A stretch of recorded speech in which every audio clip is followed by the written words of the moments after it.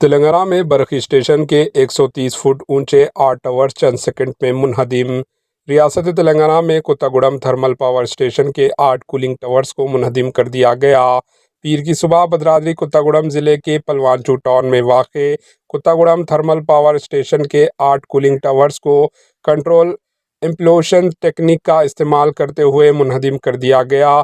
130 metre سے زیادہ اونچے یہ ٹاورز KTPS کمپلیکس کے پرانے یونٹس کا حصہ تھے، جو کئی سال پہلے اپنی افادیت ختم ہونے کے بعد بند کر دیے گئے تھے۔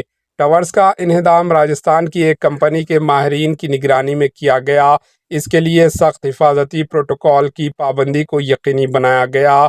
گرائے گئے ٹاورز میں سے 4 1966 اور 1967 کے درمیان تعمیر کیے گئے تھے، جبکہ باقی 4 1974 اور 1978 کے درمیان بنائے گئے تھے۔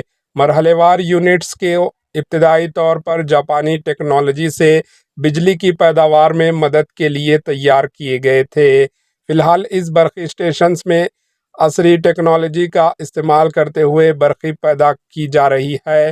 پرانے آلات کی جگہ اسے سپر کریٹیکل کول بیسڈ تھرمل پاور میں تبدیل کر دیا گیا ہے، جس کی وجہ سے ان غیر کارکردہ ٹاورز کو منہدم کر دیا گیا۔ Bureau report AHN news.